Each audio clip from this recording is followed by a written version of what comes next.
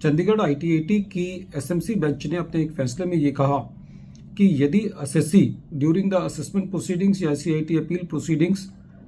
कोई sale agreement as an evidence produce करता है तो उसके सेल एग्रीमेंट को खाली ये कह करके एविडेंस मानने से मना नहीं किया जा सकता कि वो सेल एग्रीमेंट रजिस्टर्ड नहीं है। ट्रिब्यूनल के मुताबिक इंडियन कॉन्ट्रैक्ट एक्ट कहीं पे भी इस बात को नहीं कहता कि सेल एग्रीमेंट रजिस्टर्ड होने चाहिए। ट्रिब्यूनल ने ये कहा कि जो इंडियन रजिस्ट्रेशन एक्ट है 1908 उसके मुताबिक यदि कोई इमूवेबल प्रॉपर्टी है और वो जिसकी वैल्यू 100 रुपए से ज्यादा है तो खाली ये रिक्वायरमेंट है कि वो इमूवेबल प्रॉपर्टी तभी ट्रांसफर मानी जाएगी जब उसकी सेल डीड हो गई, लेकिन वो भी कहीं पे भी ये स्पेसिफाई नहीं करती कि सेल एग्रीमेंट रजिस्टर्ड होना चाहिए। ट्रिब्यूनल का ये कहना था कि जो इंडियन रजिस्ट्रेशन एक्ट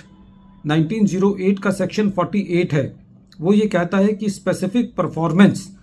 एक्ट के तहत यदि किसी का स्पेसिफिक परफॉर्मेंस के लिए कोई सूट चल रहा है तो उस सिविल सूट में जो अनरजिस्टर्ड सेल एग्रीमेंट है उसको as a valid piece of evidence माना जाएगा। इसलिए ट्रिब्यूनल ने एसएससी के हक में फैसला किया कि जो एक सेल एग्रीमेंट है जो कि रजिस्टर्ड नहीं है उसको एज एन एविडेंस माना जाना चाहिए।